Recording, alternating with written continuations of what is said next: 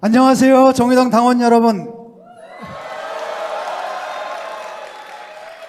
정의당의 대선 승리 전진대회를 맞아서 특집으로 진행하는 노유진의 정치 카페 진행을 맡은 국민민원 진중권입니다. 안녕하세요. 앉을까요? 유시민입니다. 노회찬입니다.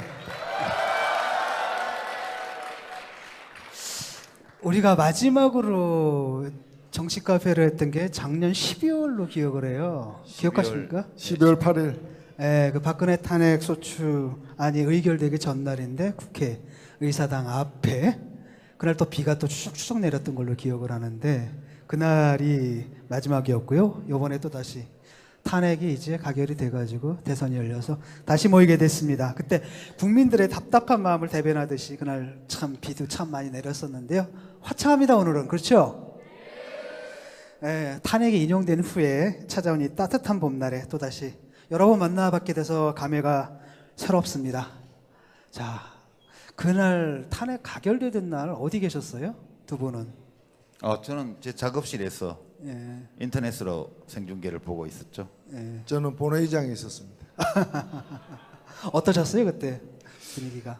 가장 놀라웠던 것은 사실 그 탄핵이 300명 중에서 200명이 찬성을 해야 탄핵이 이제 가결되는 것인데 그 일주일 전만 하더라도 200명 돌파할지 안 할지에 대해서 설들이 분분했습니다. 근데 그날 234명 78.4%의 찬성률로 통과되는 걸 보고 그 높은 찬성률에 투표에 참가했던 국회의원들 스스로가 놀랬던 그런 기억이 납니다. 헌재에서 이제 탄핵을 인용하지 않았습니까? 그 순간 정말 제가 마음을 졸였는데 처음에 잘 나가는 것 같더니 갑자기 1번, 2번, 3번 이래가지고 마음을 너무너무 졸였던 기억이 나는데 그때 어떻게 보셨어요? 어떤 분은 예상을 하셨다 그러더라고요. 원래 그렇게 하는 거다. 그럼 저는 뭐 탄핵이 될 걸로 믿었지만 뭐 혹시 안 되더라도 뭐 대수냐, 뭐 한 8개월 더 기다리면 되지 그렇게 생각하고 봤어요. 아닌가?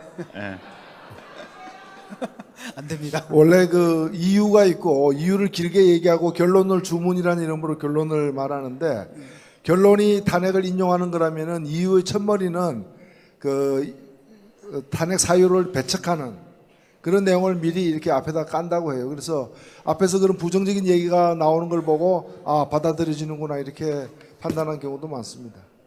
고수들은 이제 그렇게 보는데 저같이 마음 약한 사람은 이거 어떻게 되는 거 아닌가 가슴을 너무 졸였던 기억이 납니다. 오늘 그동안 어떻게 지내셨습니까? 지금 한 3개월 동안 우리가 지금 마지막으로 만나본 게 거의 한 3개월 전이죠?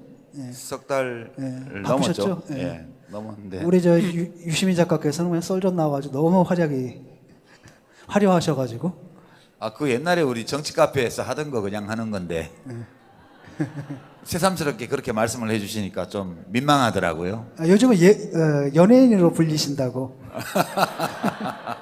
아니 얼마 전까지만 하더라도 저하고 같이 동춘 섞어서 하던 사람들인데 요새 제가 이 집권을 위한 이 뒷골목을 배회하는 사이에 두 분은 완전히 연예인 돼가지고 만나기 힘듭니다. 오늘 토크 들어가가지고요. 그 토크에서 크게 세 가지 주제를 말씀을 드릴까 합니다. 하나는 박근혜 탄핵 이후에 정의로운 대한민국이 과연 이루어질까 이런 주제고요. 두 번째는 노동이 있는 민주주의 그리고 심상정, 그리고 세 번째는 19대 대선 전망과 관전 포인트를 드리는 그런 시간을 가질까 하는데요. 어떻습니까? 탄핵은 탄핵이고 이제부터 큰 과제가 생긴 것 같아요.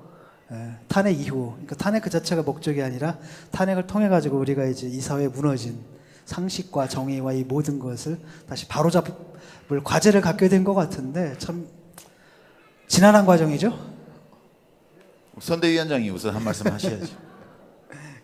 탄핵 이후 과제.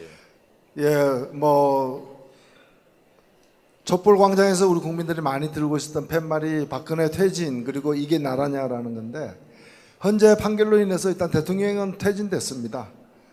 그러나 박근혜 대통령 한 명만 끌어내렸을 뿐이지 이 사태를 만들어냈던 그 깊은 여러 가지 이유들 예를 들면 불평등이나 불공정이나 또 적폐니 하는 이런 것들은 이제 해결의 어떤 도마 위에 올려져 있을 뿐이지 아직 시작은 하지 않았다.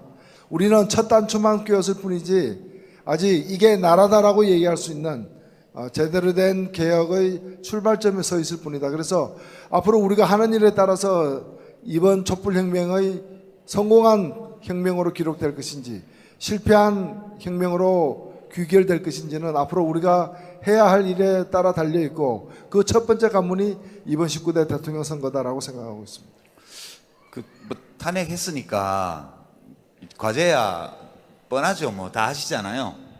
이제 저는 두 가지라고 생각합니다. 첫 번째는 정권 교체. 뭐 하여튼 정권을 바꿔야 그거 자체가 무슨 모든 문제를 해결해 주는 건 아니지만 어떤 문제든 해결할 수 있는 출발점이 정권 교체라고 생각하기 때문에 이제 정권 교체가 첫 번째 과제고, 두 번째는 뭐 정권 교체가 5월 9일 날 될 거니까, 그죠? 될 거잖아요. 네, 그건 될 거라서. 올해 심상정 후보가 홍준표만 이기면 된다고. 아니 그러니까 이제 정권 교체라 하면 홍준표 씨가 자유한국당 후보가 되고 유승민 바른정당 후보하고 단일화해서 또 혹시 단일 후보가 되면 그거 이기면 정권 교체 아니에요? 그죠? 그러니까 누구든 이기면 정권 교체예요, 그죠? 예. 그게 첫 번째고, 두 번째는 이제 정권 교체 이후에 사회 개혁, 우리 사회를 어떤 면을 어떤 방식으로 어디까지 바꿀 거냐, 그게 우리 과제인데, 첫 번째 과제하고 연결해서 보면 정권 교체는 되는데 이제 얼마나 확실한 정권 교체냐, 이게 그게 문제죠. 그게 그 이후에 이 사회적인 개혁이 어디까지 진행되느냐, 이런 것들은 꼭 지금 야권의 어떤 후보가 1등을 하는 것 말고도 진보정당 후보가 또 얼마나 많은 국민의 신임을 얻느냐, 그게 그 뒤 과정에 영향을 상당 부분 미칠 거다. 저는 그렇게 이렇게 말해야 당원으로서. 예, 개혁이라고 말씀하셨는데 지금 정치권에서는 이제 적폐청산이라는 말을 참 많이 하는 것 같습니다. 그러다 보니까 여기에 대한 그 저항이 벌써 시작된 것 같아요. 그러니까 조선일보죠. 3월 22일자 컬럼에 보니까 적폐청산부터 청산하자. 아니 시작도 안 했는데 적폐청산부터 청산하자 이렇게 나오는데 제가 한번 그대로 인용을 해볼게요. 적폐청산이란 말부터 청산하자.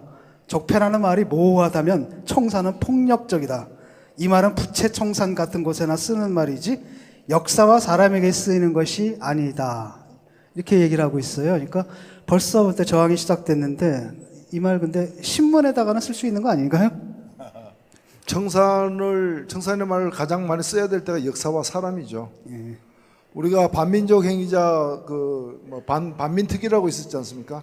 반민족 행위자 특별조사위원회라고도 있었는데 이런 역사의 고비고비에 과거사에 대한 청산을 제대로 하지 못했기 때문에 여기까지 왔다라고도 볼 수 있는 것이고, 지금 우리 사회의 여러 가지 모순과 부조리를 낳는 고질적인 문제 중에서 오랫동안 형성되어서 고착되어 가지고 쉽게 고치지 않는 이런 것들을 우리가 적폐라고 부르는 것이기 때문에 적폐일수록 청산해야죠. 그런데 적폐란 말도 꺼려하고 청산이라는 용어를 갖다가 두려워하는 것은 거의 적폐이거나 당사자가 청산되어야 될 사람일 가능성이 굉장히 높은 거죠. 그러니까 조선일보가 그 얘기하는 거는 자연스러운 이치라고 저는 생각됩니다. 예. 이번에 그 종편 그 심사에서 탈락했어야 마땅한데 결국 탈락이 안 됐잖아요. 이런 것들 보면은 이게 적폐청산이라는 게 말처럼 쉬운 건 아니다라는 생각이 좀 듭니다. 근데 이 칼럼 쓴 분이 뭐 이름은 모르겠는데 꼭 알만한 가치도 없을 것 같고, 그렇긴 한데 이제 참 게을러요, 이 칼럼을. 저도 글 쓰는 입장에서 볼 때 칼럼은 이렇게 쓰면 안 되거든요. 적폐가 모호하다면 그때 어떻게 하죠? 사전을 찾아봐야죠. 그죠? 사전을 찾아보면 적폐는 오랫동안 쌓인 폐단, 이렇게 되어 있습니다, 사전에. 그러면 또 폐단이 뭐야? 그래도 폐단을 찾아보면 일에서 무언가 잘못되어 있거나 또는 해악이 있는 거, 이게 폐단이라고 그래요. 그러니까 이제 제가 가르쳐 드릴게요. 혹시 뭐 이거 들으시면 이분이 참조해 주시면 좋겠어요. 적폐라는 거는 오래 쌓여온 잘못된 일 또는 사회적 악, 이거를 적폐라고 그러는 건데, 그걸 왜 모호하다고 그러지? 적모호하면 거울을 닦고 자기 얼굴을 보세요. 자기가 근무하는 신문사의 신문 제호를 그 거울에 비춰보면 바로 그것이 적폐임을 알 수 있죠.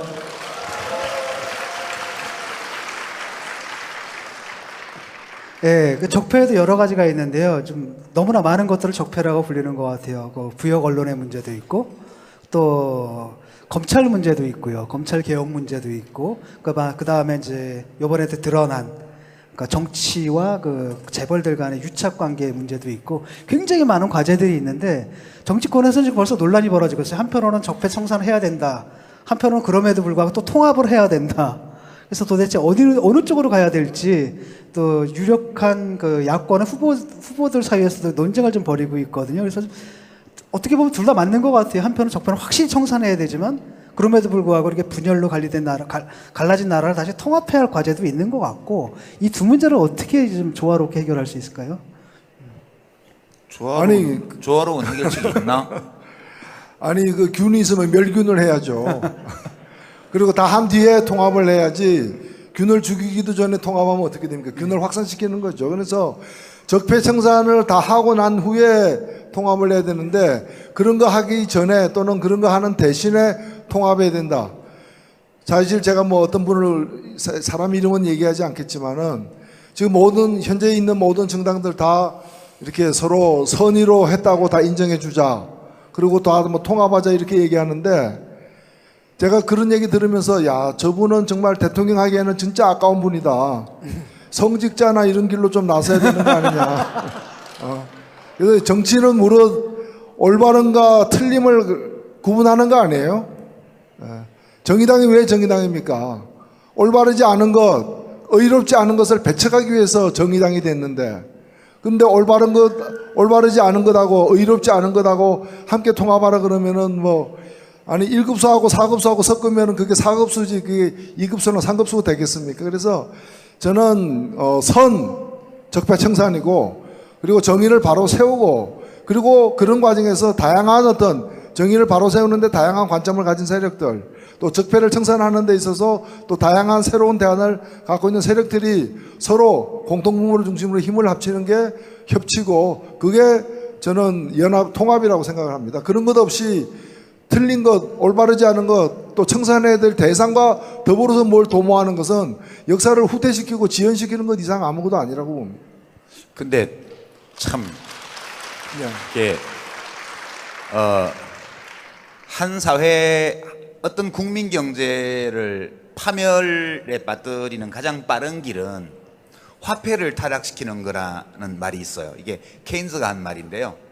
한 국민 경제를 파멸시키고 싶으면 화폐를 타락시키면 돼요. 그러면 모든 거래 관계가 다 불신에 휩싸이고 저절로 경제가 이제 밑으로 꼬나박게 되어 있습니다. 한 사회를 타락시키는 제일 빠른 길은 언어를 타락시키는 거라고 저는 생각해요. 이 국론 분열이라는 용어 있잖아요. 저희 어렸을 때부터 아주 지겹도록 들었고요. 제가 20대 때는 저나 이제 노 대표님이나 뭐 우리 진중권 교수 같은 사람을 가리켜서 그때 박정희 정권 또 전두환 정권 때 언론 또 정부에서 뭐라 그랬냐면 국론 분열을 획책하는 좌경불순 세력이라고 그랬어요. 국론 분열을 획책하는 좌경불순 세력이요. 우리는 민주화 운동을 했는데, 그러니까 이 지금 국민이 분열되어 있다. 이게 되게 정상적인 거라고 저는 생각해요. 아니 어떻게 국민들의 의견이 하나로 모아져요? 그럼 불가능하잖아요. 우리가 의견이 다르다는 거 인정하고 그 의견들 중에서 어떤 것이 옳은지를 찾기 위해서 서로 논쟁하고 토론하고 또 경쟁하고 하는 거 아니겠습니까? 그죠? 그래서 저는 이 국론 분열은 문제다. 국민을 통합해야 된다. 이런 게 바로 적폐라고 봐요. 우리는 서로 다르다는 거 인정하고 같이 공존하면 되죠. 아까 1급수, 4급수 섞는다 말씀하셨는데요. 1급수, 4급수를 섞는 게 통합이 아니고 1급수는 상수관으로 연결하고 3급수는 농업수로하고 연결하고 그게 통합 아니에요? 각자가 자기 상태에 맞는 그런 위치에 가 있는 거. 예. 근데 이제 4급수가 식탁에 오르거나 이러면 곤란하겠죠. 지금 적폐는 사회의 모든 분야에서 3급수, 4급수가 음료수로 등장하는 데 있는 것이다. 저는 그렇게 생각하고 이 4급수들의 이 외침에 대해서 귀 기울이지 말자. 그렇게 말씀드립니다. 예. 아니 저 국론 분야를 획책한 것도 사실이고요. 제가 작용이란 것도 사실인데 불순하진 않았거든요. 순수했는데. 예. 요즘 적폐청산과 관련해 가지고 여러 가지 개혁 관련 법안들이 국회 통과 못하고 계류 중이죠. 예, 지금 사실 국회에서 통과된 거는 그 특검 법안, 박근혜, 최순실 등을 수사하기 위한 특검 법안하고 그다음에 박근혜 대통령 탄핵 소추 의결안 요 두 가지만 통과됐을 뿐이고 나머지는 하나도 지금 통과 안 되고 있습니다. 아, 그래요? 예. 그것도 통과 못 시키면 사퇴하세요! 예. 예. 국회 해산해도 마땅합니다. 누구 흉내 좀 내봤습니다. 예, 그 중에서 가장 시급한 개혁 과제로 꼽을 수 있는 게 뭘까요, 지금? 뭐 지금 현안이 되어 있는 건 여러 개가 있습니다. 그러니까 지금 이 사태의 배경이 되었다고도 볼 수 있고 적폐의 핵심적 내용이라도 볼 수 있는 것이 불평등에 관련된 것, 그리고 불공정에 관련된 것, 그리고 불공정을 통해서 불평등을 확산시킨 이 새 범주로다가 둘 수 있는데 일단 재벌 체제를 갖다가 규제하기 위한 상법 개정안이 있고요. 그다음에 검찰의 그런 이제 정치 지향적 그런 처신을 갖다가 혁파하기 위한 공수처 설치 법안 이런 법안들이 있습니다. 근데 둘 다 지금 자유한국당이죠. 자유한국당 그 김진태 열사의 예, 곧 열사가 될 것으로 보여지는 예, 그분이 자유한국당 법사위 간사인데 원내 대표들끼리 합의한 것조차도 이제 틀어막는 그런 행위로 인해 가지고 막혀 있습니다. 예, 정의당 대선 승리 전진대 특집 노유진의 정치 카페 지금 일부 진행 중인데요. 그 첫 번째 주제에 대해서 살펴봤는데 두 번째 주제를 넘어가려고 하다 보니까 두 번째 주제는 이제 자연스럽게 가야 될 때가 된 것 같습니다. 그래서 앞으로 두 번째 주제가 바로 이제 민주주의, 즉 노동이 있는 민주주의라는 주제인데요. 이 얘기를 좀 하려면 또 우리가 모셔야 할 분이 있을 것 같습니다. 그 얘기를 하거나 안 하거나 무조건 모셔야지. 뭐. 우리 지금 왜 왔는데 우리 노유진 지금 삐끼 하러 왔잖아요. 예. 예. 우리 정의당의 대선 후보 심상정 후보를 소개합니다. 큰 박수로 맞아주십시오.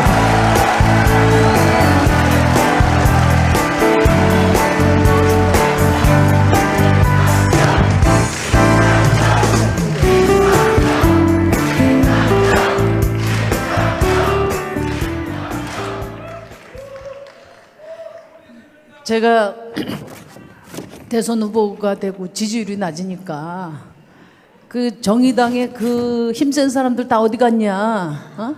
유시민, 진중권 다 어디 갔냐? 맨날 그 소리를 들었는데 오늘 이 자리에 함께 하니까 여러분 힘나시죠? 네, 감사합니다. 와주셔서. 아니, 우리가 좀 전에 우리가 이제 휴게실에서 대화를 나눴는데요. 뭐 여러 가지 대화를 나눴습니다. 그 중에서 참 제가 인상 깊게 봤던 게 뭐냐면 그 홍보하는 인원 뽑을 때 그 공식 계제 아세요? 그 문구가 너무 재밌더라고요. 심상정을 신분리로 착각할 수 있는 자기신뢰를 가진 분, 자기신뢰 능력을 가진 분 이렇게 나오더라고요. 그랬더니 우리 유 작가님께서 그 능력은 심상정 대표가 제일 크게 가지신 거 아닌가? 그렇게 대답을 하시더라고요. 네. 요즘 뭐 난리가 났습니다. 요즘 한간에 좀 강한 비판도 들어오고 있습니다. 뭐 얼마 전에는 뭐였습니까? 수혜였잖아요. 수혜였다 갑자기 김고은으로 노선을 졸업했습니다. 갈아타셔가지고. 제가. 아니 진보 정치인이 일관된 노선을 견제해야지. 아니 저희 뭐 제 탓이 아닙니다. 저희 캠프에서는 절대 김고은을 홍보한 적이 없습니다. 요즘에 김고은 팬클럽에서 항의 올까봐 조마조마합니다. 그만해요. 그러니까 자신의 변신을 대중의 요구에 부응한 것처럼 위장하지 마세요. 아니 좀 닮았다면서요. 아니 지금 수혜나 김고은 이외의 다른 연예인들이 지금 긴장하고 있어요. 자기가 호명될까봐. 그래서 지금 유일한 방책은 뭐냐면 빨리 당선시키는 것밖에 없어요.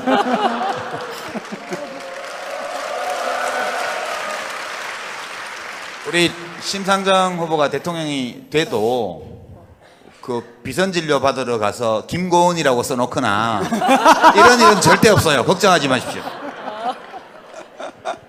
예. 저는 뭐 원판이 탄탄해서 걱정 안 하셔도 됩니다.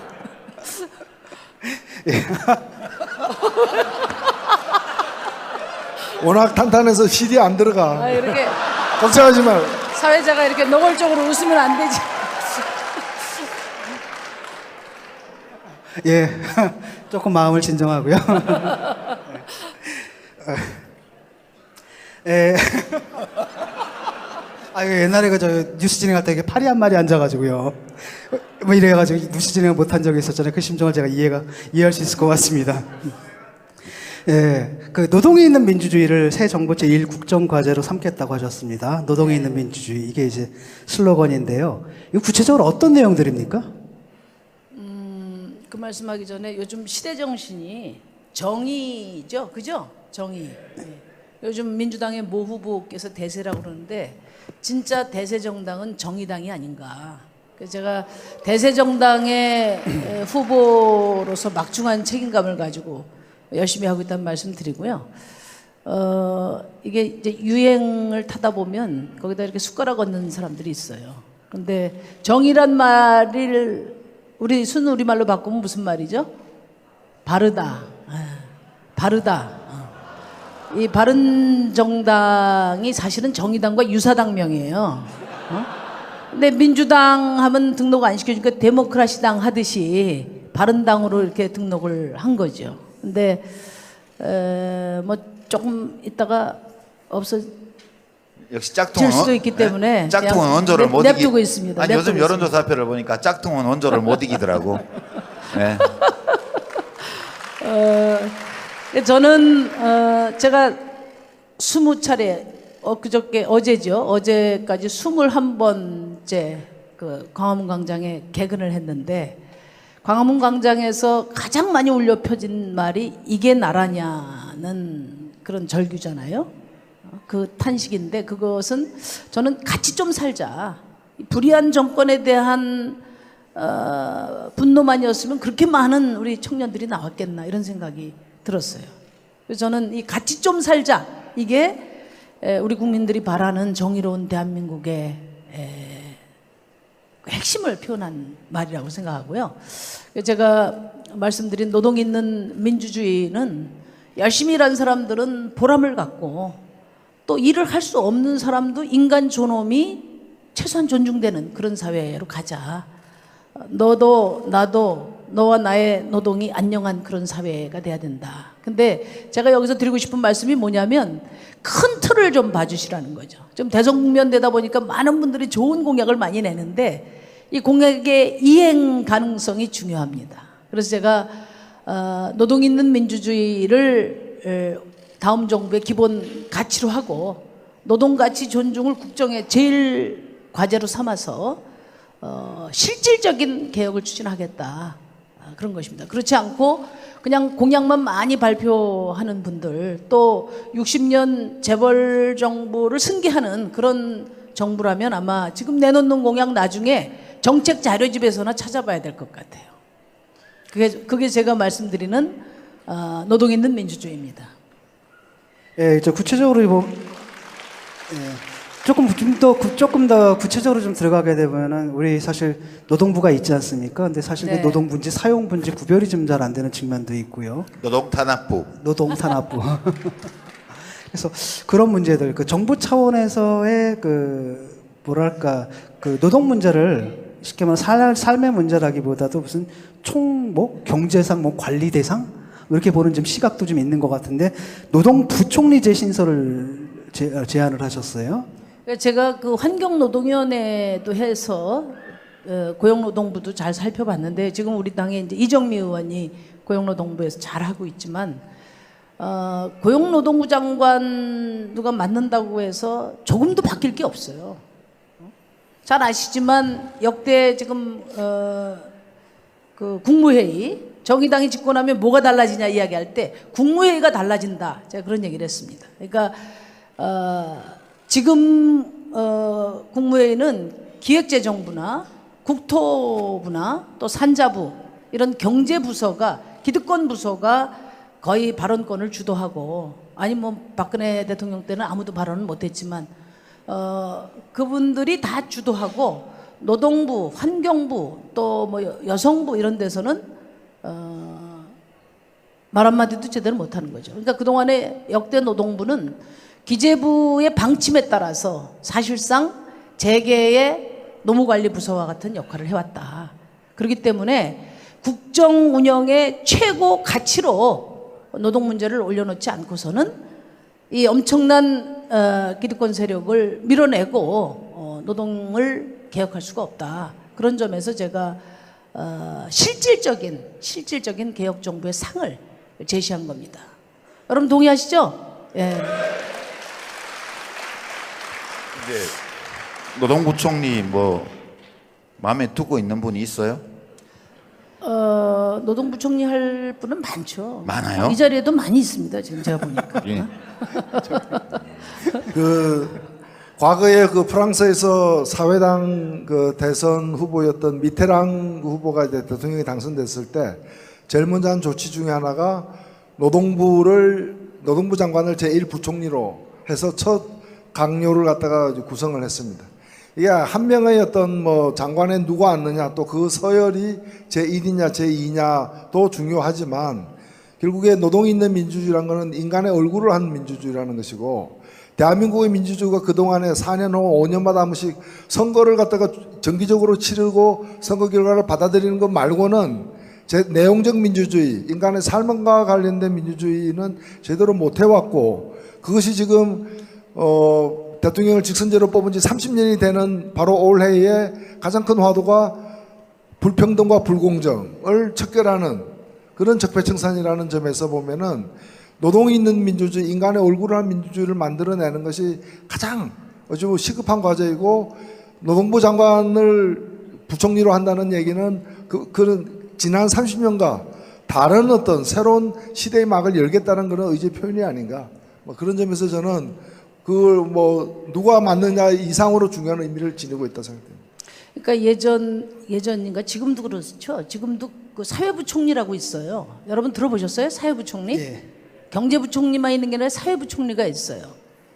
교육부 장관이 지금 사회부총리를 총괄하고 있는데 이른바 국가의 왼손, 교육, 복지, 뭐 또 노동 이런 분야를 총괄하는 그런 이제 직책을 만들어 놨는데 지금 우리 국민들 누구도 사회부총리가 있는지조차도 몰라요.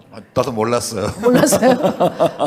그러니까 국가 운영에 그 경제 권력이 강하게 지금 들어와 있기 때문에 거기서 뭐 누구도 특히 그 경제 권력과 맞서는 그런 부처나 그런 시민들을 위한 그런 그 부처는 다 힘이 없어요. 하다못해 제가 보니까 그 산하 조직이 굉장히 많은데 공기업 산하 조직이 재경부 산하의 기재부 산하의 공기업들의 그 직원들 임금 수준하고 그다음에 환경부나 노동부 산하 조직의 임금 수준이 심할 경우에 한 3배 정도 차이가 납니다. 그래서 정부 부처 내에서도 기득권이 있고 또 갑이 있고 을이 있다. 지금까지는 노동은 갑을 병 수준에 있다. 병 수준에. 이것을 최우선 과제로 만들고자 하는 의지의 표현이다. 이렇게 생각해 주시면 될 것 같아요. 뭐 구체적인 체계는 아마 더 검토해서 바람직한 실효성 있는 방안을 찾아야 될 것 같습니다. 예, 또 하나가 이번에 이제 드러난 것이 다시 뭐 늘 있었던 일이긴 하지만 이번에 또 충격적으로 드러난 게 권력과 경제 사이의 유착, 정경 유착이라는 건 아니겠습니까? 특히 재벌 체제가 문제인데요. 최근에 제가 그 방송 프로그램을 통해 가지고 야권의 몇몇 유력한 대선 후보들을 만나서 인터뷰를 했는데 좀 약간 충격을 받은 게 있어요. 야권의 가장 유력한 그 후보인 그분이 제가 물어봤습니다. 그 재벌을 어떻게 할 거냐, 재벌 해체에 대해서는 어떻게 생각하시느냐 했더니 재벌 해체는 반대하시는 것 같더라고요. 그러니까 재벌 자체는 인정한다는 말씀을 듣고 제가 충격을 받았거든요. 왜냐하면 제 생각에는 재벌은 해체해야 된다 말로는 그렇게 하고 실천적으로는 인정해버리는 그게 이제 그 당의 일반적인 스탠스였는데 이번에 아주 노골적으로 딱 그렇게 말씀하셔가지고 이제 충격을 받았는데요. 어떻게 생각하십니까? 지금 뭐 우리 노 의원께서는 그걸로 한번 이제 곤욕도 치르셨고 그랬었는데 그 정의당에서 아니 그 후보가 말씀하셔야지 이런 거를 뭐 우리 옆에서 좀 거들 테니까 일단 말씀해 보셔요. 네. 저야 또 이따가 또 말씀드릴 기회가 많고 오랜만에 우리 당원들하고 만나시는 우리 유시민 당원 또 진중권 당원께서 말씀 많이 해주시면 좋을 것 같습니다.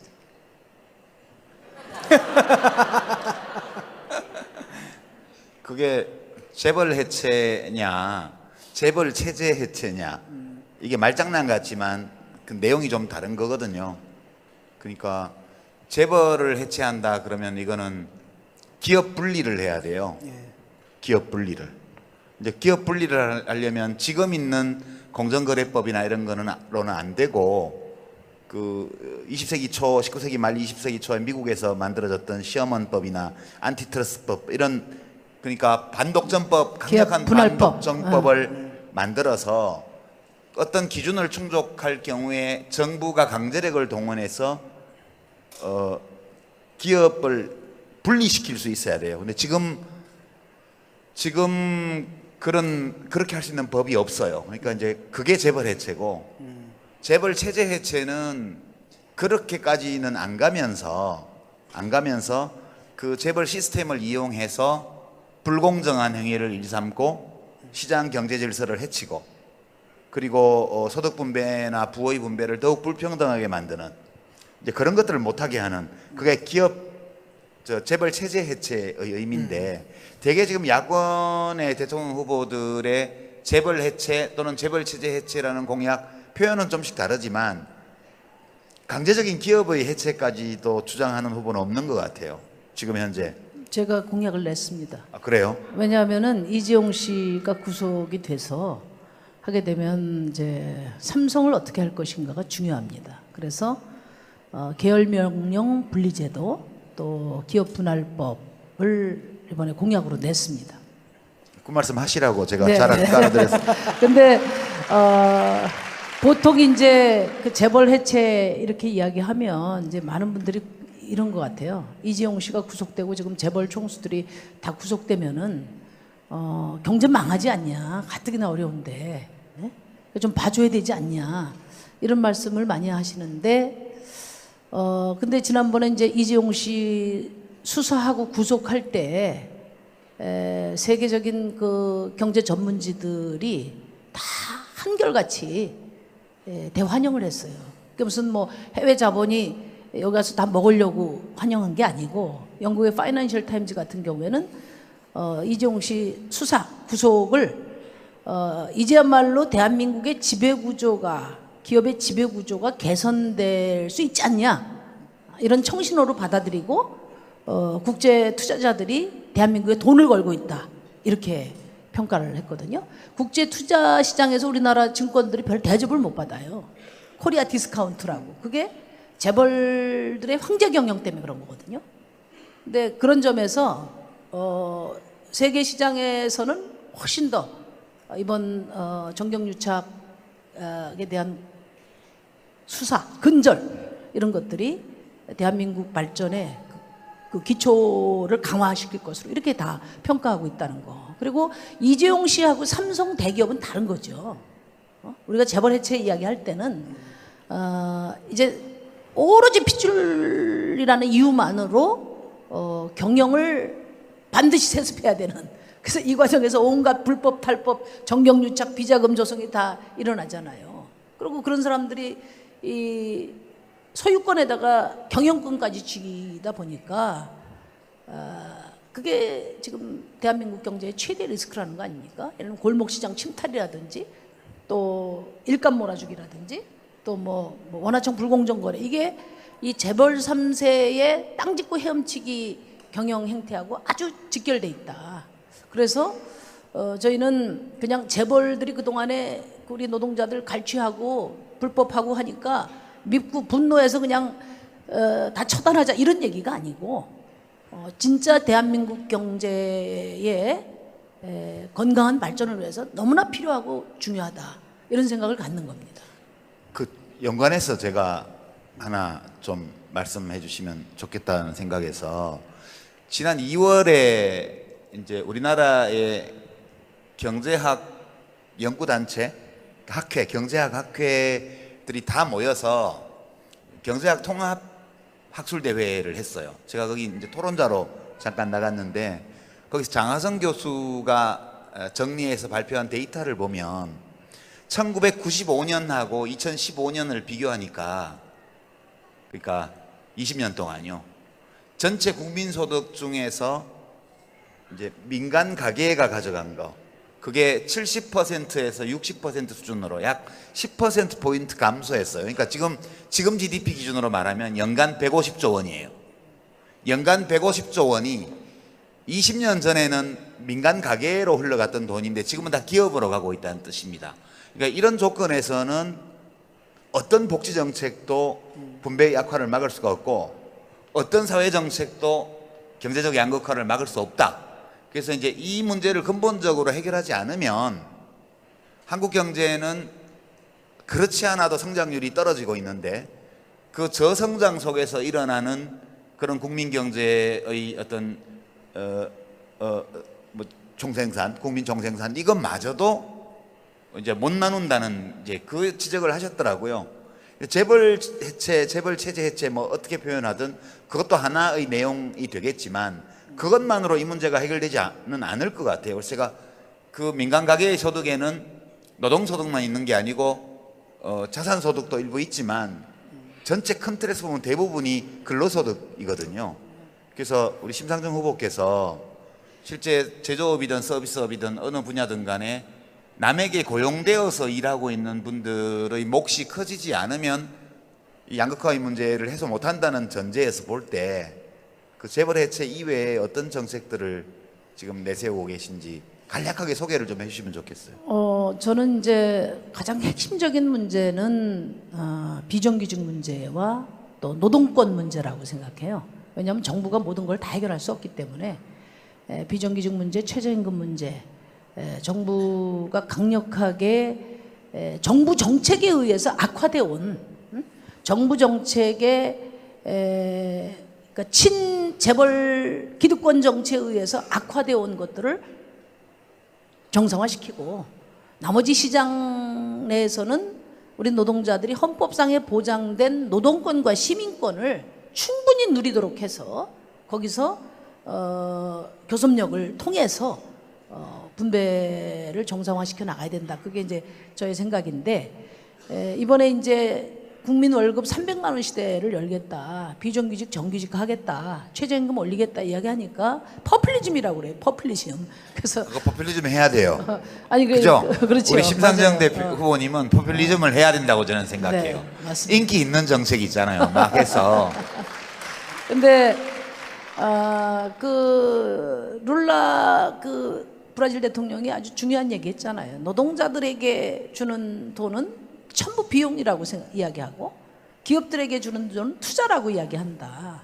근데 저는 어떤 말을 하고 싶으냐면, 노동자들을 벼랑 끝으로 내모는 것은 정부의 정책 의지 가지고 일방적으로 그냥 밀어붙여서 다 하면서 그것을 정상화시키는 정책들에 대해서는 늘 현실성을 따지고 예산을 따지고 또 무슨 뭐 퍼플리즘이지 아니냐를 따진다는 거죠. 이거는 기본적으로 잘못됐다. 정부 정책에 의해서 악화된 것은 정부 정책 의지에 따라서 원위치 시킬 수 있어요. 왜 못합니까? 그리고 지금 그 월 평균 300만 원 시대를 여는 것도 간단해요. 다들 비용을 어디서 댈 거냐 이야기하는데, 돈이 우리 경제 주체 중에 가계, 정부, 기업 중에 가계는 지금 뭐 가계 부채에 지금 폭발 일보 직전에 가 있고 정부도 지금 어려워요. 정부도. 그래도 좀 낫습니다. 가계보다는. 제일 돈이 많이 있는 데가 일부 대기업이에요. 그러니까 시장 경제라는 게 뭡니까? 경제 활성화라는 건 돈이 돌고 도는 게 활성화거든요. 그러니까 자본주의 이론에 따라서 생각해 볼 때도 지금 대기업에 있는 돈을 돌고 돌게 만들어야 이게 경제 활성화가 되는 거죠. 그래서 그 비용은 대기업, 원청, 프랜차이즈 본점에서 기본적으로 사회적 책임을 통해서 부담하도록 해야 된다. 그래서 제가 만든 게 살찐고양이법, 초과이익 공유제, 그리고 대리점법에서 대리점주들에게 강력한 교섭권을 부여하는 이런 제도를 통해서 이것이 중소기업이나 또 영세 자영업자들에게 전가되는 것이 아니라 지금까지 그 혜택을 몽졸이 다 누린 대기업하고 원청, 대리점주 본점에서 부담하도록 하겠다. 그 구체적인 실행 계획을 제가 이번에 공약으로 다 냈습니다. 예. 우리 루비가 특히 그 살찐 고양이법에 관심이 참 많더라고요. 살이 쪘습니까? 예, 3대 압착 플랜을 제시하셨잖아요. 그 최저임금 연동제라든지 초과이익 공유제라든지 그다음에 아동 청소년하고 노인들 기본소득제라든지 간단하게 좀 설명 좀 해주시죠. 최저임금 연동제는 뭡니까? 그러니까 지금 그 전 세계의 그 선진 자본주의 국가 정상들이 지금 가장 이 저성장 시대에 주력하고 있는 게 최저임금 인상이거든요. 최저임금 인상하고 동일노동 동일임금 원칙을 강화하는 거. 뭐 오바마 전 대통령이나 또 뭐 메르켈이나 아베 전 총리도 지금 이거 가지고 사활을 걸고 있어요. 근데 우리나라는 최저임금 1만 원 인상 관련해서 아까 우리 유시민 작가께서 말씀하셨지만 지난 한 10여 년 동안 평균 물가 상승률보다도 못하게 올린 거예요.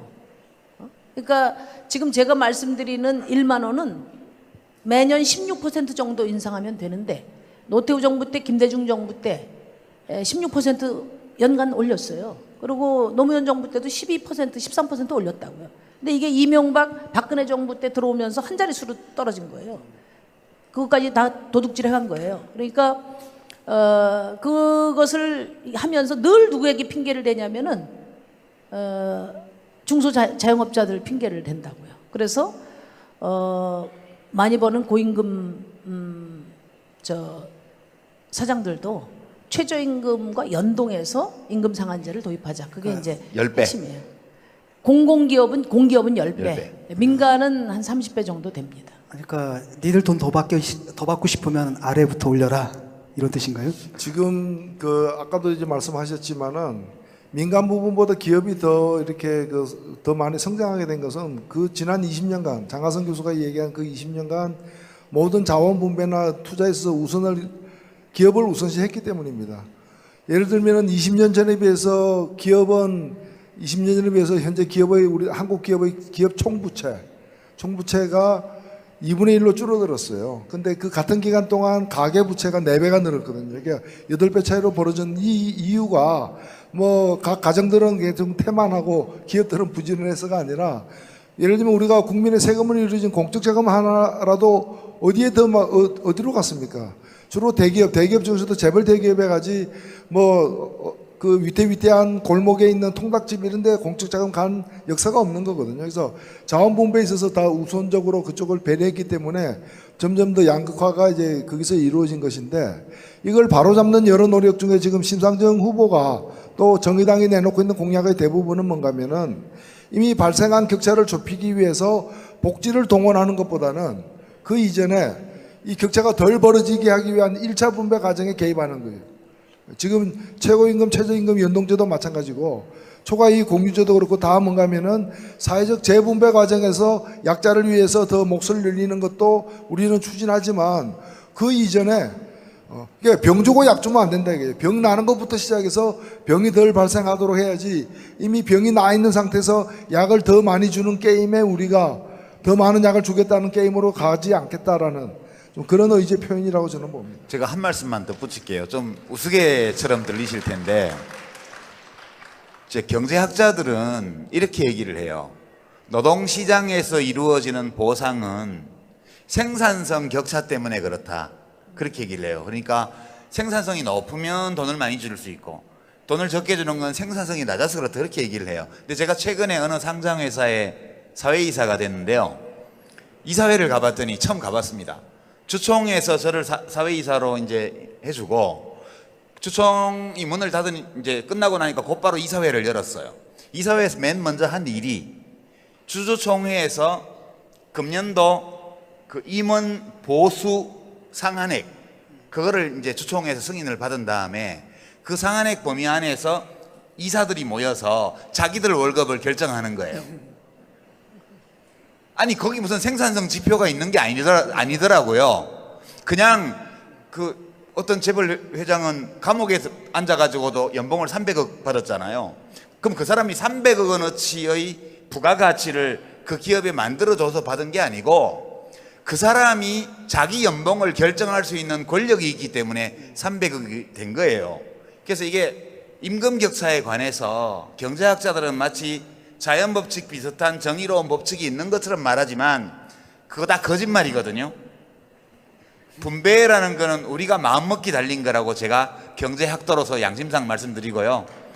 우리 정의당과 심상정 후보의 공약은 그런 경제적 법칙에 어긋나는 그런 포퓰리스트 공약이 아니고 우리가 마음먹으면 바꿀 수 있는 우리 사회의 분배 상태를 우리가 가지고 있는 건전한 상식과 양식, 우리가 가지고 있는 선한 본능, 옳고 그름을 가릴 수 있는 능력 이런 거에 맞게 제안한 거기 때문에 포퓰리스트라고 욕하는 사람이 있으면 발로 한 대 차주세요. 예. 근데 방금 그 말씀하신 기업 총수가 감옥에 갔는데 감옥에 가서 그 사람이 2년 4개월 있었습니다. 근데 연봉을 갖다가 300억씩 줘가지고 그때 노유준에서도 한번 다루고 저도 욕을 크게 했는데 나중에 제가 후회를 했어요. 아, 이분이 300억 받을 만하다. 왜냐면은 그분이 감옥에 가 있는 동안에 그 SK 그 주가가 올랐죠. 주가가 올라가지고 그분이 계속 감옥에 있으면 계속 올랐을 텐데. 그러니까 삼성전자도 저는 그런 점에서 끄떡이 없다고 생각됩니다. 그럼 이재용 부회장도 연봉을 올려줘야 되겠네. 아니요, 최근에 제가 처음 인터뷰해 본 데가 최근에 두 군데가 있었는데 월스트리트 저널하고 알자지라 방송에서 왔어요. 근데 둘 다 왜 왔느냐면은 이재용이 들어가면서 삼성전자의 가치가 올라가고 있다고 자기들은 보고 있다. 앞으로 한국 경제가 어떻게 달라지겠냐 이걸 주로 묻는 건데. 그러면 총수 연봉은 감옥 가라고 주는 거예요? 예, 뭐 역설적으로 표현하자면 그렇다는 거죠. 그렇다고 해서 뭐 300억 주는 게 좋다는 얘기는 결코 아니니까요. 예. 이제까지 우리 이제 심상정 후보의 주요한 공약에 대해서 살펴봤고요. 요즘 여론조사 결과 좀 보시죠. 아주 조금씩 오르고 있습니다. 심지어 7%, 8%까지 올라간 조사까지도 봤는데요. 아직은 부족한 것 같습니다. 그래서 생각보다 뭐랄까 그래도 두 자릿수는 좀 나와야 되지 않습니까? 지금쯤 우리 기대만큼 좀 오르지는 않고 있는데 이걸 좀 극복하기 위한 방안 같은 게 있으신지 궁금하네요. 우선 다운 여러분, 제가 요즘 그 댓글을 보니까 심상정이 김진태하고 똑같아. 너무 쪽팔리지 않아요? 그죠? 저뿐만 아니라 여러분들도 같이 분발해 주세요. 일단 김진태는 넘어서고 봐야 될 거 아니에요, 그죠? 네.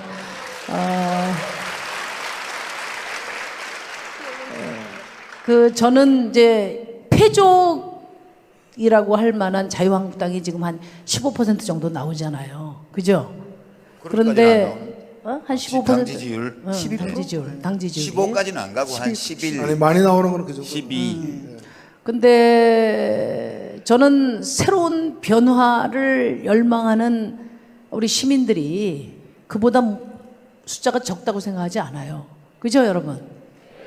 지금은 뭐 큰 당들이 그 큰 장이 섰는데 그 입구까지 틀어막고 지금 장사를 해서 저희 정의당이 시장 안에도 못 들어가고 그 문 밖에서 노점 지금 하고 있는 그런 형국인데, 예? 이 장사가 끝나고 나면은 어떻게 됩니까? 저는 실질적 변화를 열망하는 시민들은 다 정의당으로 올 겁니다. 민주당에서 대량 난민 사태가 날 수 있도록 제가 확실히 하겠습니다, 여러분. 아니 요즘 전 세계적으로 난민이 못 오게 오려고 막으려고 난리인데 우리 정의당은 난민을 환영하는 정당입니다. 우리 문을 활짝 열어놓도록 하겠습니다. 예, 그래서 우리 선대위에서 보트를 많이 준비하고 있습니다. 우리 대한민국 각 당의 보트 피플들을 받아들이도록 하겠습니다. 그 다음에 이제 두 번째는 이번 대선의 의미를 우리 국민들에게 정확하게 전달하는 것이 중요할 것 같아요. 당선자 한 사람 정하는 것으로 끝나면 진짜 대한민국 미래가 없습니다. 민주당이 민주당 오른쪽하고 경쟁 구도로 이번 대선이 끝나버리면 저는 우리 대한민국 거기서 멈춰버린다고 생각해요. 이제는 이번 대선은 새로운 경쟁 구도를 만드는 대선이다. 그래서 저는 우리 국민들이 앞으로도 시간이 많이 남아 있습니다. 현상 유지냐 아니면 변화의 정치를 선택할 것이냐. 그 변화의 정치의 중심에 저와 우리 정의당이 있다. 이렇게 생각합니다. 그래서 우리 열심히 하면은 고지에 도달할 수 있습니다. 예, 알겠습니다. 진중권 당원께서도 열심히 해주시고. 그러지 않아도 제가 지금 출연하고 있는 그 프로그램에 제가 막 우기고 있습니다. 빨리 모셔와야 된다고. 지난번에 썰전 나가가지고 굉장히.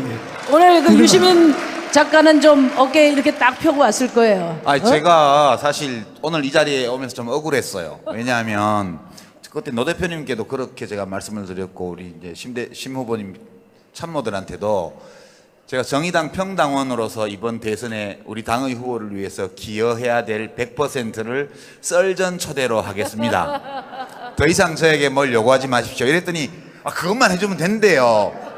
그래 그거 하고 나니까 또 여기 나오라는 거야. 누가 그렇게 말했어? 아니 도대체? 근데 제가 그 지난주인가요 그 뉴스룸에 8시 뉴스룸 잠깐 나가서 손석희 사장을 만났는데 손석희 사장은 우리 후보의 그 썰전 출연이 온전히 자신의 노력 끝 때예요. 그래서 제가 이거 조사를 해보려고 그래요. 조사를 해가지고 둘 중에 한 명이겠죠. 그래서 나머지 한 명에게 새로운 요구를 할 겁니다. 새로운 출연 요구 할 겁니다. 그런데 이제 외부자들은 아직 못 나가셨잖아요. 예. 진 교수가 저보다 당성이 많이 부족하다는 그런 증거가 될 거고요. 제가 우리 심 후보를 썰전에 모시기 위해서 무려 3주간 낮은 포복 자세로 JTBC를 출입하면서 관계된 모든 관계자들에게 제가 했거든요. 근데 여러분 한 번 갖고 됩니까 여러분? 그죠? 아니 지금 썰전에 우리 정의당이 얼마나 기여도가 높은데 아니 썰전뿐만 아니라 JTBC에 그죠? 우리 유시민 작가 값어치가 한 번밖에 안 됩니까 여러분? JTBC는 정의당이 먹이 살렸죠 뭐. 이 대회비입니다. 얘기하면 안 돼요. 이거. 우리 저기 상임선대위원장님 JTBC에 톡톡이 그 제대로 제가 알고 값을 있기로 쳐받으세요. JTBC에 프로가 많아요. 수요 미식회도 있고 비정상회담도 있고 그래서 냉장고를 부탁해. 맹부도 있고. 근데 저는 이제 심 대표님 말씀 들으면서 이번 대선에서 예전에 했던 얘기들을 좀 거꾸로 보게 되는데요. 그러니까 이게 클린턴이 한 말인가? 오바마가 한 말인가? 그런데 역사의 밀물이 들면 진보의 모든 배가 함께 떠오른다. 그런 말이 있어요. 역사의 밀물이 들면 모든 진보의 배가 함께 떠오른다. 저는 지금 이번 대선이 그런 국면이라고 봐요. 국면이라고 보고 우리 심상정 후보께서 최소 목표와 최대 목표를 설정하고 임하셨으면 싶어요. 최소 목표는 정권 교체예요. 그거는 홍준표를 이기면 돼요. 그죠? 아니 홍준표를 이기면 홍준표 씨가 지금 유력하대요. 그러니까 홍준표를 이기면 정권 교체하는 거예요. 본인이 몇 등 하든 상관없이. 그렇죠? 그게 최소 목표라고 저는 보고요. 두 번째는 1등을 하는 게 최대 목표예요. 1등을 하면 이게 강력한 정권 교체죠, 이게. 그러니까 우리 심상정 후보의 성적이 정권 교체는 이루어지는데 이 정권 교체가 어느 정도 강력한 정권 교체냐. 적폐청산을 얼마나 힘있게 할 수 있는 정권 교체냐. 대선 이후에 새로 들어설 정부의 정책 방향이 얼마나 더 정의로운 상태를 지향하는 정책이 될 것이냐를 미리 알려주는 그 뭐라 그래요 전문 용어로 여하튼 리트머스 시험지 또는 예고편에 해당되는 거기 때문에 뭐 사실 1등 하긴 좀 어렵긴 하겠죠. 예, 그렇지만 일단 홍준표는 이겨야 되고 그리고 최대한의 득표를 해서 이번에 우리가 맞이하게 될 정권 교체를 아주 강력한 정권 교체로 만들어 주셨으면 좋겠습니다. 예. 마지막으로 하겠습니다. 예, 지금까지 정의당 대선 후보 심상정 후보와 함께 이야기 나눴습니다. 뭐 하실 말씀 또? 뭐 마무리 발언하는 거예요? 예, 마무리 발언 예. 해주십시오. 예, 우리 좀 유시민 작가께서 말씀하신 것처럼 그건 단순한 정권 교체가 아니라 힘 있는 정권 교체가 돼야 될 겁니다. 그런데 만에 하나 예를 들면은 문재인 후보와 자유한국당 후보가 또는 더민주당 후보와 자유한국당 후보가 막판까지 1, 2위를 겨누게 되면은 선거 끝난 뒤에 야권이 승리하더라도 그래서 정권 교체가 되더라도 저 광화문 태극기로 밤낮 이제 태극기 아저씨로 가득 찰 것이고 밤낮 바지 끌어내리려는 발목을 붙잡는 세력과 싸우느라고 정권 교체 효과를 보기 힘들 겁니다. 그래서 정말 차기 정권이 제대로 적폐청산을 하고 촛불 정신을 이어받으려면은 이번 대선이 민주당 후보와 정의당 후보가 1, 2를 다투는 그런 대선이 돼야 되는 거 아닙니까? 아니 대통령까지 탄핵시킨 마당에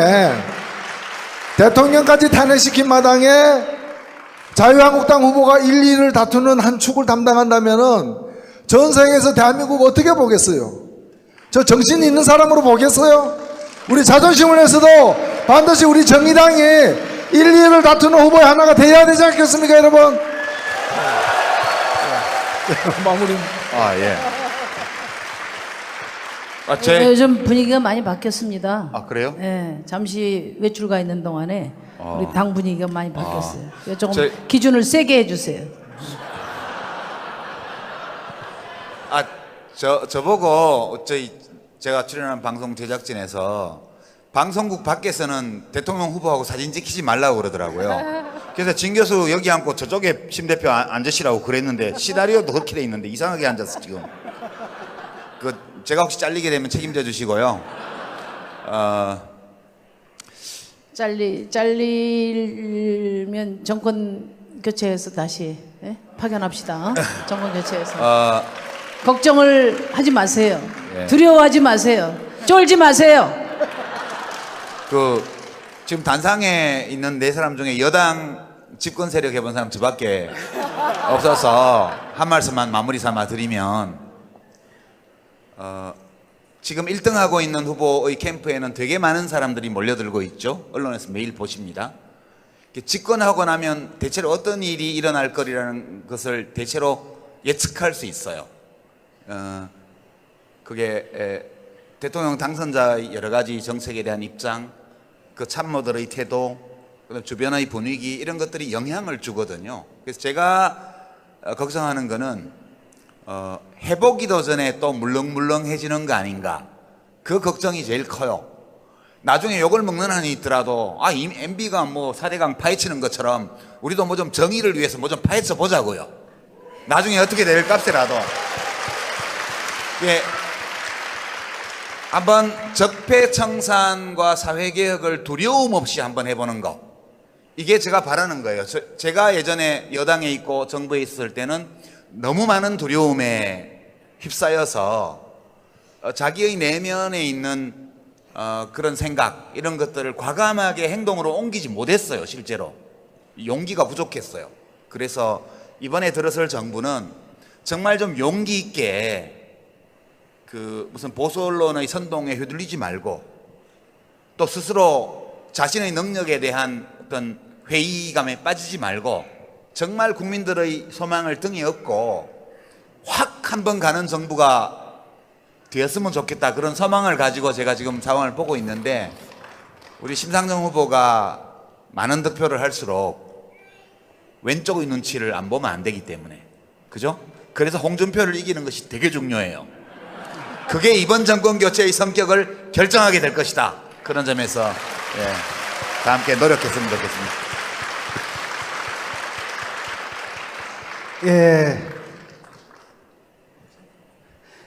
지금 저 단상에 계신 분들 중에서 집권 경험이 있는 유일한 분이신데요. 그때 이제 그 정권의 문제점이 뭐였냐면 이제 깜빡이는 왼쪽 켜고 우회전했던 거. 그거 아니라니까. 그래서 그런 일이 없도록 이 얘기 그런 시작하면 일을 오늘 여기 또 몇 시간 해야 돼요. 그러니까 여기서 그런 일이 없으려면 역시 이번 대선에서 우리 정의당이 얼마나 약진하느냐, 이게 정권 교체 성격을 결정할 것이다, 이렇게 말씀드리도록 하겠습니다. 87년 이후로 처음 치러지는 5월 대선이죠. 세월호 인양처럼 진실이 수면 위로 떠오르고 정의가 승리하는 5월이 됐으면 하고요. 또 장미 대선이라고 하더라고요. 이 별명처럼 이번 대선이 정말 대한민국 민주주의가 장미꽃처럼 아름답게 피어나는 계기가 되었으면 합니다. 그리고 거기서 우리 정의당의 역할이 매우 중요하다는 말씀 드리고요. 오늘 나와주신 심상정 후보께 박수 부탁드립니다. 수고하셨습니다. 노인의 정치 자, 카페 우리 유시민 여기서 진중권 마치겠습니다. 후보께 더 큰 박수 부탁드립니다. 있을 것 같습니다. 그 얘기를 하거나 안 하거나 무조건 모셔야지. 뭐. 우리 지금 왜 왔는데, 우리 노유진 지금 삐끼 하러 왔잖아요. 예. 우리 정의당의 대선 후보 심상정 후보를 소개합니다. 큰 박수로 맞아주십시오.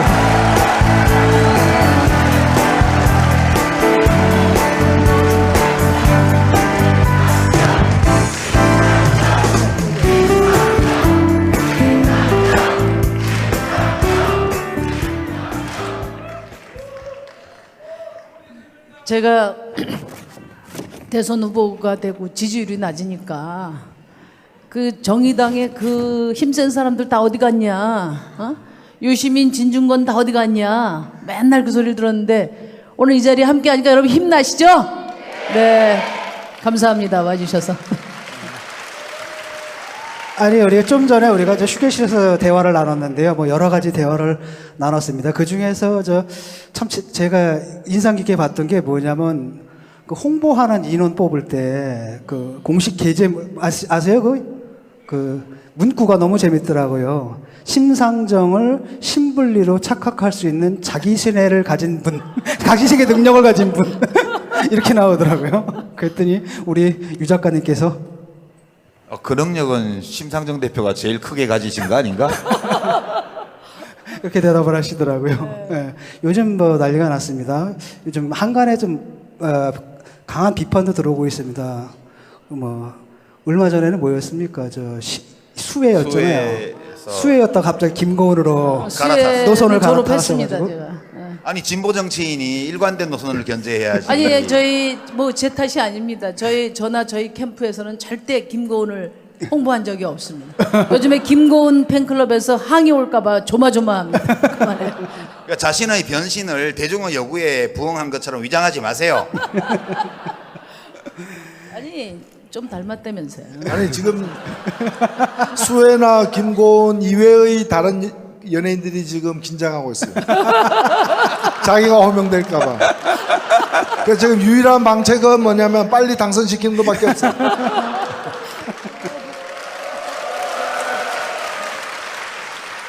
우리 심상정 후보가 대통령이 돼도 그 비선 진료 받으러 가서 김고은이라고 써놓거나 이런 일은 절대 없어요. 걱정하지 마십시오. 예. 저는 뭐 원판이 탄탄해서 걱정 안 하셔도 됩니다.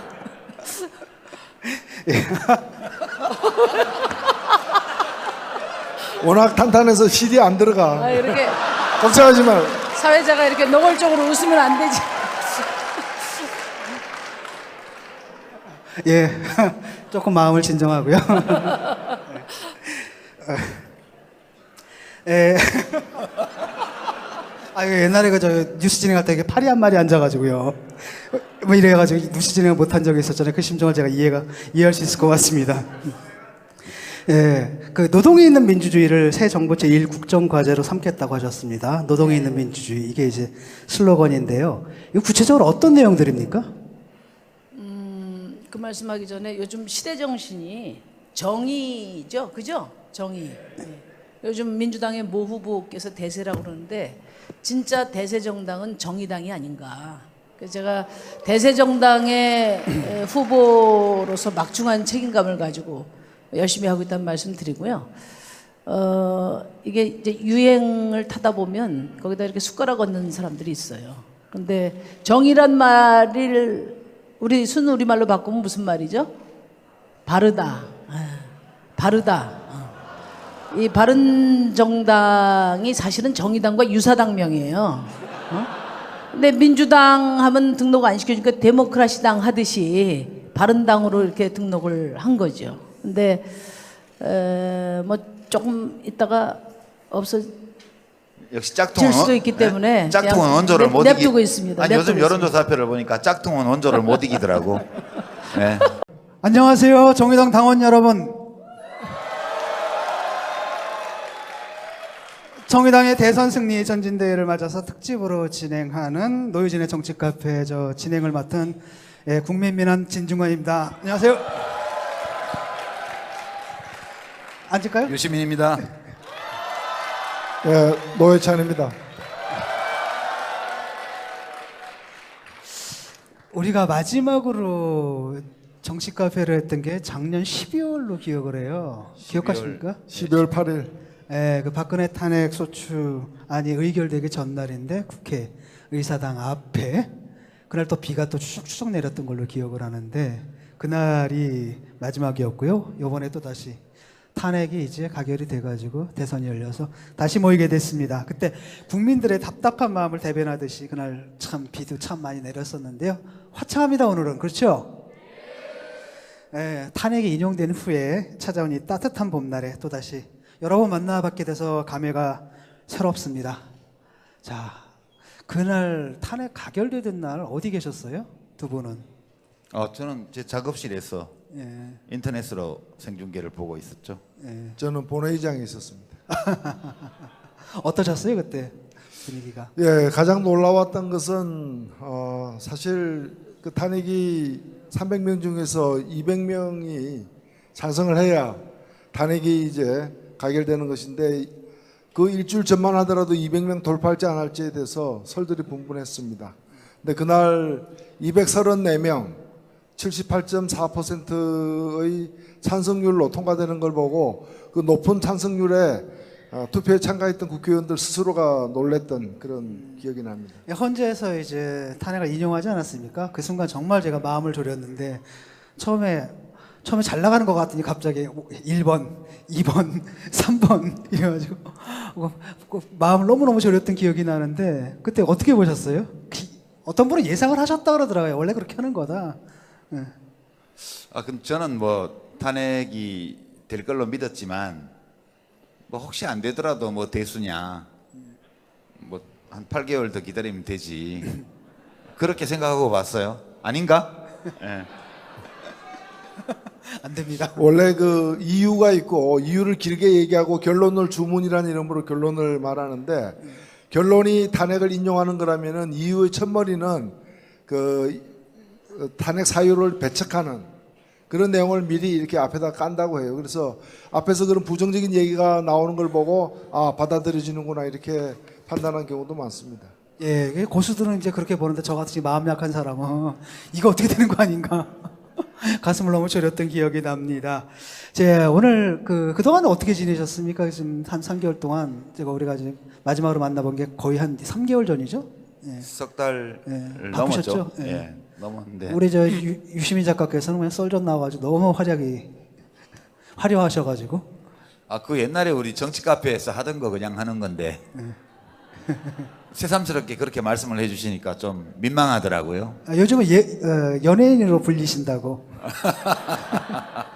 아니 얼마 전까지만 하더라도 저하고 같이 동춘 섞어서 하던 사람들인데 요새 제가 이 집권을 위한 이 뒷골목을 배회하는 사이에 두 분은 완전히 연예인 돼가지고 만나기 힘듭니다. 예, 오늘 토크 들어가가지고요. 그 토크에서 크게 세 가지 주제를 말씀을 드릴까 합니다. 하나는 박근혜 탄핵 이후에 정의로운 대한민국이 과연 이루어질까 이런 주제고요. 두 번째는 노동이 있는 민주주의 그리고 심상정, 그리고 세 번째는 19대 대선 전망과 관전 포인트를 짚어주는 드리는 그런 시간을 가질까 하는데요. 어떻습니까? 탄핵은 탄핵이고 이제부터 큰 과제가 생긴 것 같아요. 탄핵 이후, 그러니까 탄핵 그 자체가 목적이 아니라 탄핵을 통해 가지고 우리가 이제 이 사회에 무너진 상식과 정의와 이 모든 것을 다시 바로잡을 과제를 갖게 된 것 같은데 참 지난한 과정이죠. 선대위원장이 우선 한 말씀 하셔야죠. 예. 탄핵 이후 과제. 예, 뭐 촛불광장에서 우리 국민들이 많이 들고 있었던 팻말이 박근혜 퇴진 그리고 이게 나라냐라는 건데 현재 판결로 인해서 일단 대통령은 퇴진됐습니다. 그러나 박근혜 대통령 한 명만 끌어내렸을 뿐이지 이 사태를 만들어냈던 그 깊은 여러 가지 이유들, 예를 들면 불평등이나 불공정이나 또 적폐니 하는 이런 것들은 이제 해결의 어떤 도마 위에 올려져 있을 뿐이지 아직 시작은 하지 않았다. 우리는 첫 단추만 꿰었을 뿐이지 아직 이게 나라다라고 얘기할 수 있는 제대로 된 개혁의 출발점에 서 있을 뿐이다. 그래서 앞으로 우리가 하는 일에 따라서 이번 촛불혁명의 성공한 혁명으로 기록될 것인지 실패한 혁명으로 귀결될 것인지는 앞으로 우리가 해야 할 일에 따라 달려 있고 그 첫 번째 관문이 이번 19대 대통령 선거다라고 생각하고 있습니다. 뭐 탄핵했으니까 과제야 뻔하죠. 뭐 다 하시잖아요. 이제 저는 두 가지라고 생각합니다. 첫 번째는 정권 교체.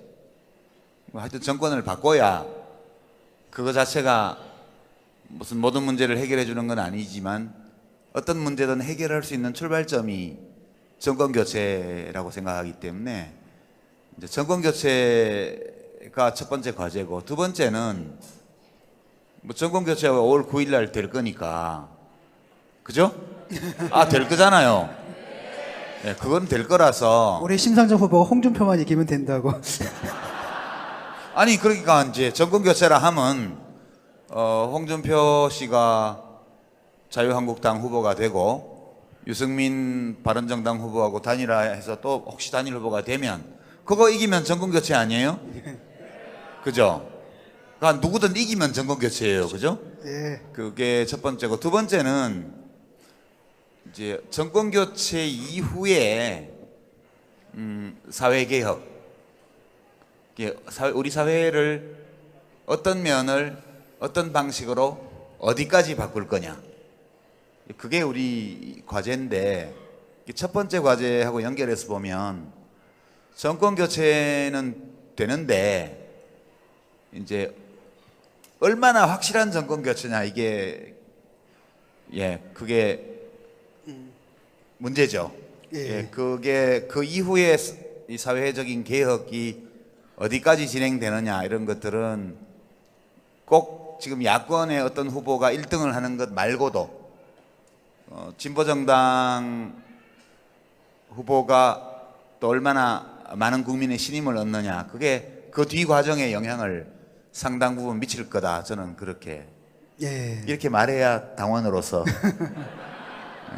예, 개혁이라고 말씀하셨는데 지금 정치권에서는 이제 적폐청산이라는 말을 참 많이 하는 것 같습니다.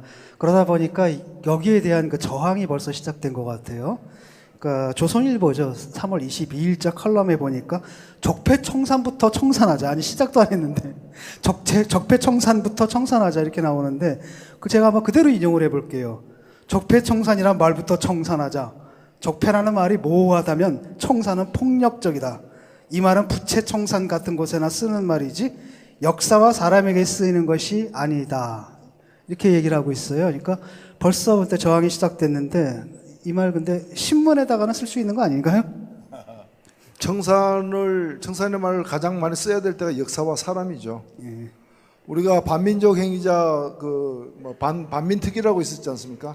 반민족 행위자 특별조사위원회라고도 있었는데 이런 역사의 고비고비에 과거사에 대한 청산을 제대로 하지 못했기 때문에 여기까지 왔다라고도 볼 수 있는 것이고 지금 우리 사회의 여러 가지 모순과 부조리를 낳는 고질적인 문제 중에서 오랫동안 형성되어서 고착되어 가지고 쉽게 고치지 않는 이런 것들을 우리가 적폐라고 부르는 것이기 때문에 적폐일수록 청산해야죠.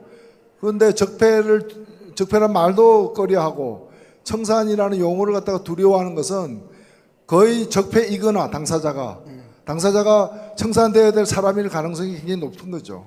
그러니까 조선일보가 그 얘기하는 거는 자연스러운 이치라고 저는 생각됩니다. 예.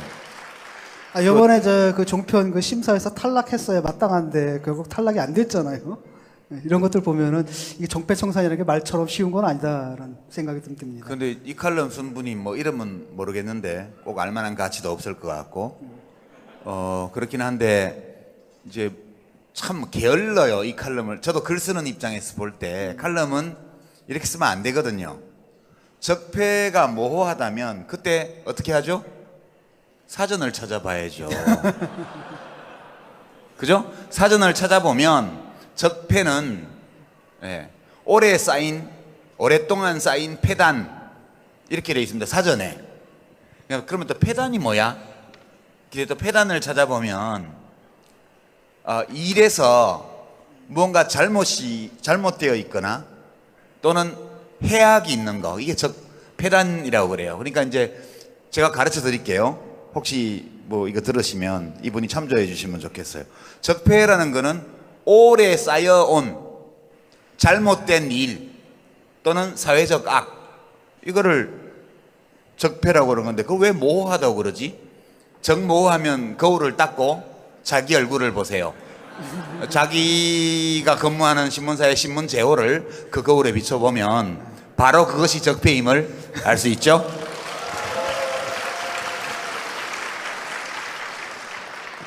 예, 그 적폐에도 여러 가지가 있는데요. 좀 너무나 많은 것들을 적폐라고 불리는 것 같아요. 그 부역 언론의 문제도 있고, 또 검찰 문제도 있고요. 검찰 개혁 문제도 있고, 그 다음에 이제 요번에도 드러난 그러니까 정치와 그 재벌들 간의 유착 관계 문제도 있고, 굉장히 많은 과제들이 있는데 정치권에서는 지금 벌써 논란이 벌어지고 있어요. 한편으로는 적폐 청산을 해야 된다.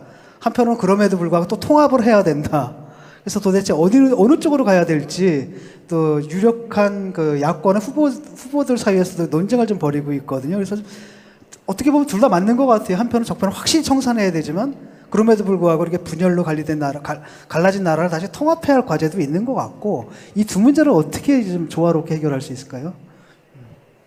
조화로운 해결책이 있나? 아니 그 균이 있으면 멸균을 해야죠. 그리고 다 한 뒤에 통합을 해야지 균을 죽이기도 전에 통합하면 어떻게 됩니까? 균을 확산시키는 거죠. 그래서 적폐 청산을 다 하고 난 후에 통합을 해야 되는데 그런 거 하기 전에 또는 그런 거 하는 대신에 통합해야 된다.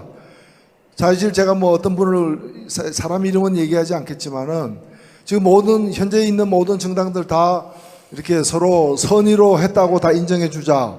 그리고 다 뭐 통합하자 이렇게 얘기하는데 제가 그런 얘기 들으면서 야, 저분은 정말 대통령 하기에는 진짜 아까운 분이다. 성직자나 이런 길로 좀 나서야 되는 거 아니냐. 그래서 정치는 무릇 올바른가 틀림을 구분하는 거 아니에요? 정의당이 왜 정의당입니까? 올바르지 않은 것, 의롭지 않은 것을 배척하기 위해서 정의당이 됐는데, 근데 올바르지 않은 것하고 의롭지 않은 것하고 함께 통합하라 그러면은 아니 1급수하고 4급수하고 섞으면 그게 4급수지 그게 2급수나 3급수가 되겠습니까? 그래서 저는 적폐 청산이고, 그리고 정의를 바로 세우고, 그리고 그런 과정에서 다양한 어떤 정의를 바로 세우는데 다양한 관점을 가진 세력들, 또 적폐를 청산하는 데 있어서 또 다양한 새로운 대안을 갖고 있는 세력들이 서로 공통분모를 중심으로 힘을 합치는 게 협치고, 그게 저는 연합 통합이라고 생각을 합니다. 그런 것 없이 틀린 것, 올바르지 않은 것, 또 청산해야 될 대상과 더불어서 뭘 도모하는 것은 역사를 후퇴시키고 지연시키는 것 이상 아무것도 아니라고 봅니다. 근데 참 이게 한 사회 어떤 국민 경제를 파멸에 빠뜨리는 가장 빠른 길은 화폐를 타락시키는 거라는 말이 있어요. 이게 케인즈가 한 말인데요. 한 국민 경제를 파멸시키고 싶으면 화폐를 타락시키면 돼요. 그러면 모든 거래 관계가 다 불신에 휩싸이고 저절로 경제가 이제 밑으로 꼬나박게 되어 있습니다. 한 사회를 타락시키는 제일 빠른 길은 언어를 타락시키는 거라고 저는 생각해요. 이 국론 분열이라는 용어 있잖아요. 저희 어렸을 때부터 아주 지겹도록 들었고요. 제가 20대 때는 저나 이제 노 대표님이나 뭐 우리 진중권 교수 같은 사람을 가리켜서 그때 박정희 정권 또 전두환 정권 때 언론 또 정부에서 뭐라 그랬냐 하면 국론 분열을 획책하는 좌경불순 세력이라고 그랬어요. 국론 분열을 획책하는 좌경불순 세력이요. 우리는 민주화 운동을 했는데, 그러니까 이 지금 국민이 분열되어 있다. 이게 되게 정상적인 거라고 저는 생각해요. 아니 어떻게 국민들의 의견이 하나로 모아져요? 그럼 불가능하잖아요. 우리가 의견이 다르다는 거 인정하고 그 의견들 중에서 어떤 것이 옳은지를 찾기 위해서 서로 논쟁하고 토론하고 또 경쟁하고 하는 거 아니겠습니까? 그죠? 그래서 저는 이 국론 분열은 문제다. 국민을 통합해야 된다. 이런 게 바로 적폐라고 봐요. 우리는 서로 다르다는 거 인정하고 같이 공존하면 되죠. 아까 1급수, 4급수 섞는다 말씀하셨는데요. 1급수, 4급수를 섞는 게 통합이 아니고 1급수는 상수관으로 연결하고 3급수는 농업수로하고 연결하고 그게 통합 아니에요? 각자가 자기 상태에 맞는 그런 위치에 가 있는 거. 근데 이제 4급수가 식탁에 오르거나 이러면 곤란하겠죠. 지금 적폐는 사회의 모든 분야에서 3급수, 4급수가 음료수로 등장하는 데 있는 것이다. 저는 그렇게 생각하고 이 4급수들의 이 외침에 대해서 귀 기울이지 말자. 그렇게 말씀드립니다. 예. 아니 저 국론 분열을 획책한 것도 사실이고요. 제가 좌경이란 것도 사실인데 불순하진 않았거든요. 순수했는데. 예.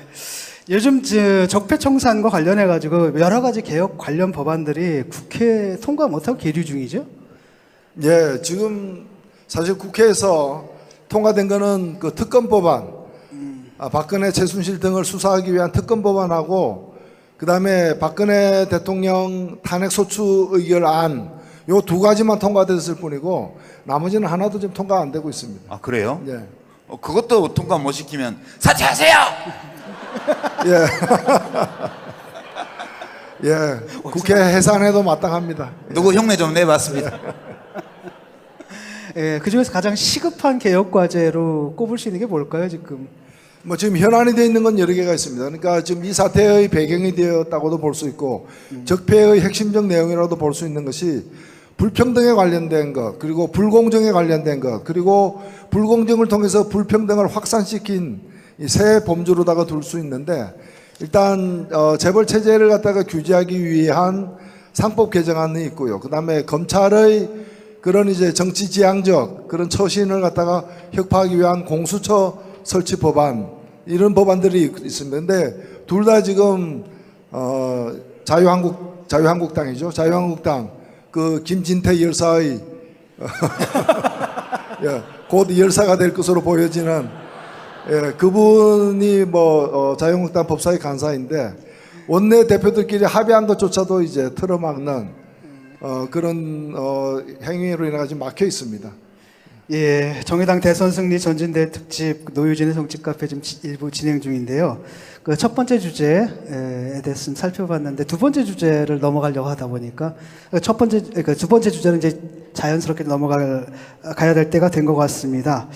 그래서 앞으로 두 번째 주제가 바로 이제 민주주의, 즉 노동이 있는 민주주의라는 주제인데요. 이 얘기를 좀 하려면 또 우리가 모셔야 할 분.